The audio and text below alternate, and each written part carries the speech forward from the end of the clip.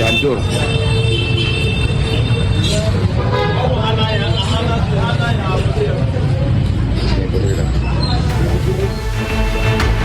Kepolisian unit Laka Lantas Jakarta Barat langsung mendatangi lokasi toko penjual rokok elektrik yang ditabrak mobil Matic di ruas Jalan Duri Kosambi, Cengkareng, Jakarta Barat. Kencangnya tabrakan hingga mobil masuk dalam toko membuat kondisi dalam dan luar toko mengalami kerusakan parah. Insiden kecelakaan ini bermula saat mobil yang dikendarai oleh 2 WNA asal Nigeria melaju kencang tak terkendali dari arah Semanan menuju Duri Kosambi. Pengemudi yang hilang kendali langsung membanting kemudi mobilnya ke arah kiri dan langsung menghantam toko penjual rokok elektrik di lokasi. Diduga pengemudi salah menginjak pedal rem melainkan gas. Setahu saya itu ada suara ledakan lah, nggak taunya kecelakaan di sini. Itu mobil masuk ke toko, salah injak gas. Diketahui tidak ada korban jiwa maupun luka dalam insiden kecelakaan tersebut.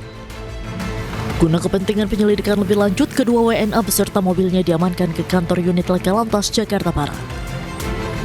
Dari Jakarta, Miftahul Gani, iNews melaporkan. Pemirsa, 2 kendaraan dinas pejabat berplat nomor merah terekam warga menerobos jalur khusus Transjakarta di Kebayoran Lama, Jakarta Selatan. Sontak aksi tak terpuji itu pun mendapat komentar negatif ribuan warganet.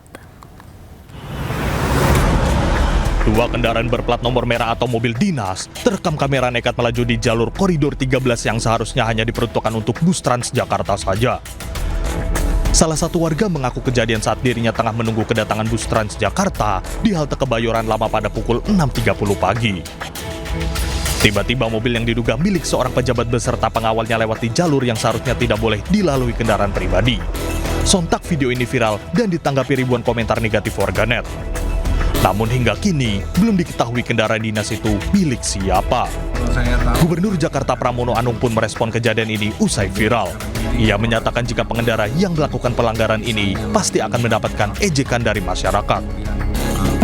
Kemudian menggunakan jalur busway dan sebagainya. Dan ini pasti dibully lah oleh publik. Eranya sudah era digital, sehingga orang dengan sangat gampang untuk mengetahui. Dan saya berdoa mudah-mudahan yang menggunakan plat merah itu ketahuan. Pramono juga mengingatkan jika di era digital saat ini, seseorang bisa dengan mudah menjadi sorotan publik, apalagi dia pejabat negara. Tim Liputan iNews melaporkan. Fenomena kabel listrik semrawut masih terjadi di sejumlah jalan di Jakarta. Tak hanya merusak estetika, kabel listrik tersebut dapat membahayakan nyawa pengguna jalan. Mimin, info tuh, waduh dok, Masya Allah, waduh. Lagi-lagi, kabel listrik yang semrawut terbakar. Kali ini pada tiang listrik di Jalan Letjen S. Parman, Jakarta Barat. Kejadian ini sempat membuat pengendara panik. Kobaran api yang membakar kabel listrik terus membesar di Jalan Letjen S. Parman, Gelong Baru Utara, Jakarta Barat. Api ikut menyambar kabel internet. Kondisi tiang listrik yang terbakar berada dekat jembatan penyeberangan orang dan halte. Petugas damkar berupaya memadamkan api dan bisa padam 1 jam kemudian. Petugas PLN dan internet memperbaiki kabel yang terbakar agar dapat berfungsi kembali.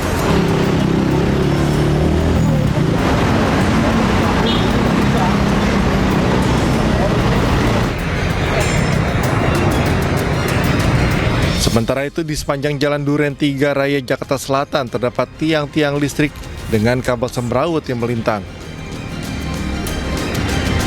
Kondisi kabel yang kusut dan tidak teratur meningkatkan resiko kebakaran akibat korsleting listrik yang mengancam nyawa pengguna jalan. Tak hanya mengancam nyawa, kabel semrawut juga merusak nilai estetika. Dari Jakarta, Tim Liputan iNews melaporkan. Pemirsa, seorang kru panggung Nangko Jajar Culture Festival di lereng Gunung Bromo, Pasuruan, Jawa Timur tersetrum tegangan tinggi saat memasang instalasi listrik di atas panggung. Sementara di Madiun, pemirsa, seorang pekerja bangunan meninggal dunia dan 1 terluka akibat tersengat listrik saat memasang besi cor di lantai 2 bangunan ruko. Kecelakaan lur, bolo-bolo kecelakaan bolo. Video amatir merekam saat kru panggung bernama Wahyu Mulyajati tak sadarkan diri usai tersengat aliran listrik. di atas instalasi panggung karnaval di wilayah Pasar Nongko Jajar, Desa Wonosari, Kecamatan Tutur, Pasuruan, Jawa Timur. Kru panggung lain langsung berusaha mengevakuasi korban yang posisinya di atas panggung, di mana ada kabel bertegangan tinggi. Korban diduga tersetrum saat tengah memasang kabel teknis, namun kepalanya menyentuh kabel beraliran listrik bertegangan tinggi. Korban yang masih bernafas langsung dibawa ke RSUD Lawang, Kabupaten Malang untuk mendapatkan perawatan medis. Dari penanganan awal tim medis, korban terluka bakar di kepala akibat sengatan listrik. Sementara itu di Madiun, seorang pekerja bangunan meninggal dunia dan satu terluka akibat tersengat listrik saat memasang besi cor di lantai 2 bangunan ruko di Desa Dagangan. Peristiwa naas itu terjadi ketika korban Surya Adi Saputra, warga Desa Sari, Kecamatan Geger, bersama 2 rekannya sedang mendirikan besi bangunan. Diduga besi yang mereka angkat mengenai kabel listrik bertegangan tinggi di atas bangunan. Akibatnya korban bersama 2 rekannya langsung tersengat dan terjatuh. Polres Madiun yang menerima laporan langsung mendatangi tempat kejadian perkara. Dari hasil pemeriksaan, polisi menemukan sejumlah barang milik korban, seperti sendal, topi, serta besi cor yang akan dipasang. Dari Pasuruan dan Madiun, Jawa Timur, Jaka Samudra dan Arif Wahyu Effendi, iNews melaporkan. Pemirsa, seorang pelaku pencabulan anak di bawah umur ditangkap warga Pamulang, Tangerang Selatan, Banten. Mengejutkan, dari kesaksian pelaku, dirinya telah beraksi sebanyak 10 kali dalam sebulan.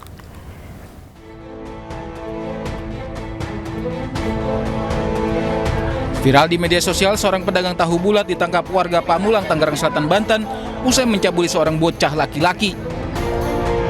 Saat diinterogasi warga, pelaku terus menangis. Guna mengantisipasi amukan warga, polisi dibantu TNI langsung evakuasi pelaku ke Mapolres Tangerang Selatan. Dari hasil pemeriksaan, pelaku telah beraksi 10 kali dalam kurun waktu 1 bulan.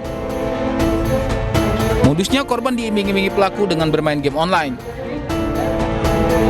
Untuk saat ini baru 1 yang melaporkan, tapi tidak menutup kemungkinan ada korban-korban lain. Makanya diimbau kepada masyarakat, kira-kira ada yang berasa menjadi korban, silakan datang ke Polres Tangerang Selatan untuk melaporkan kejadiannya.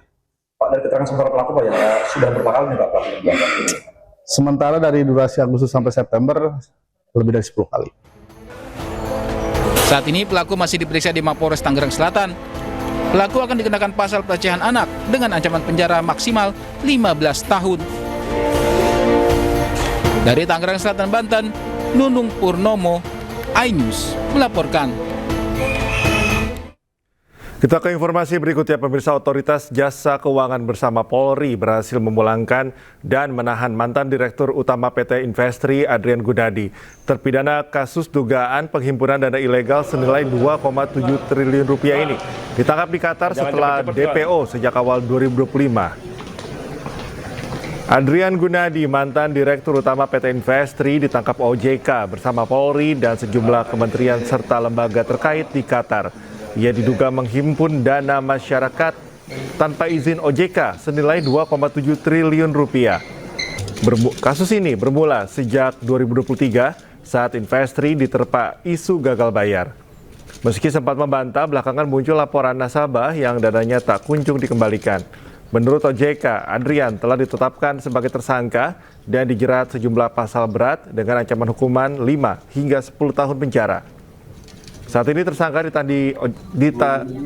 ditahan OJK di Rutan Mabes Polri serta masih dalam proses pengembangan kasus.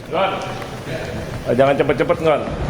Tersangka diduga menggunakan PT Radika Persada Utama atau tersebut RBU dan PT Putra Radika Investama atau PRI sebagai special purpose vehicle untuk menghimpun dana ilegal dengan mengatasnamakan PT Investri Radika Jaya atau tidak mengenal dengan Investri. Dana tersebut kemudian digunakan antara lain untuk kepentingan pribadi. Selama tahap penyidikan, kami menilai tersangka tidak kooperatif dan justru diketahui berada di Doha, Qatar. Penyidik OJK kemudian menetapkan saudara AAB sebagai tersangka. Titik baliknya adalah pada saat diadakan konferensi Interpol Asia Regional di Singapura. Pada saat itu kami mengutus Pak SSNCD, Brigjen Untung untuk bertemu di sana dan mengadakan bilateral meeting dengan pihak Qatar. Nah, disitulah titik tolaknya. Pihak Qatar berkomitmen untuk melakukan atau membantu kita untuk mengamankan tersangka. Tersangka ini sudah memiliki permanent resident dan memang sulit untuk dipulangkan kalau dengan mekanisme yang normal. Jadi dengan kerjasama cooperation yang baik, P2P, NCB to NCB, kita bisa. Pemirsa, aksi seorang perempuan mencuri motor di Jalan Lodan Dalam, Ancol, Jakarta Utara terekam kamera pengawas. Pelaku dengan cepat menggondol 1 unit motor. Itu mah emang sengaja nyari tuh. Seorang perempuan usia 22 tahun terekam kamera pengawas mencuri 1 unit sepeda motor di Jalan Lodan Dalam, Ancol, Jakarta Utara. Dengan santai ia datang ke lokasi yang menjadi target dan memilih motor yang hendak ia bawa. Tanpa bersusah payah, perempuan muda itu berhasil mencuri 1 unit motor. Atas laporan pemilik yang menjadi korban, pelaku kemudian ditangkap polisi di tempat persembunyiannya. Pelaku menjual motor hasil curian sebesar Rp300.000 ke penadah dan digunakan untuk kebutuhan sehari-hari. Pada awalnya sang suami pagi-pagi saat akan mengantarkan istrinya ke pasar, dia lihat motornya sudah tidak ada. Kemudian dia ngecek ke CCTV di sekitar rumah, ya terlihat ada seseorang wanita yang ambil motor tersebut. Atas perbuatannya pelaku terancam hukuman 9 tahun penjara. Dari Jakarta, Sofyan Firdaus, iNews melaporkan. Ya pemirsa, kita kembali menyaksikan informasi mengenai kriminal di mana kita akan menyaksikan aksi 4 begal yang melukai korbannya. Kita simak informasinya.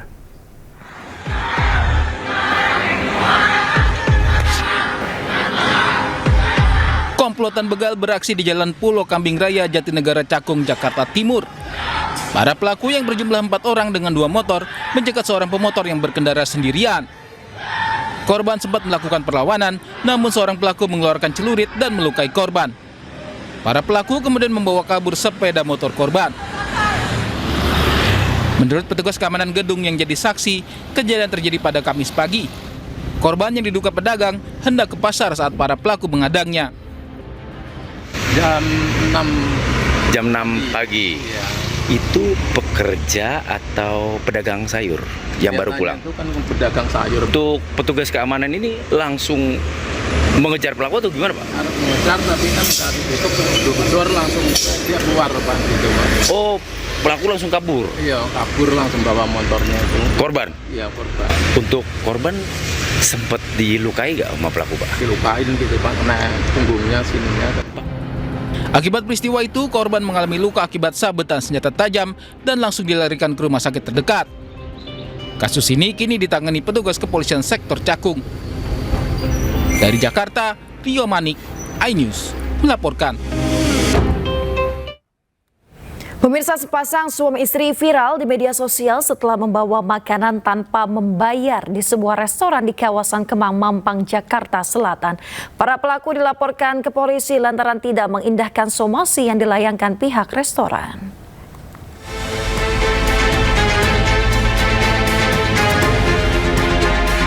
CCTV ini merekam saat pasangan suami istri mendatangi dapur sebuah restoran di kawasan Kemang, Jakarta Selatan. Dua pelaku mengintimidasi kepala dapur dan pegawai restoran lantaran makanan yang mereka pesan tak kunjung datang.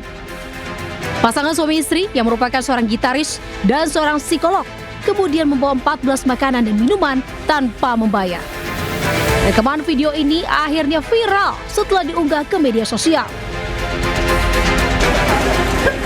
Pihak restoran melayangkan somasi kepada pelaku untuk meminta maaf baik kepada pemilik restoran maupun kepada karyawan. Namun, somasi ini tidak diindahkan hingga pihak restoran menempuh jalur hukum. Kami kemarin somasi kami itu tidak ada berbicara uang. Nanti mungkin pasca ini teman-teman boleh cek, sepertinya udah ada beredar tuh informasinya. Somasi kami itu permintaannya cuma 3 utamanya. Pertama, permintaan maaf kepada company dan kepada klien kami. Kedua, permintaan maaf kepada karyawan yang dipukul. Ketiga, permintaan maaf kepada ibu yang dikutuk janinnya. Karena kan nggak ada salahnya ibu ini. Pihak restoran tidak mempersoalkan kerugian sekitar Rp530.000 yang dialami karena menunggu itikat baik dari terlapor untuk meminta maaf. Dari Jakarta, Helmi Sengpati melaporkan.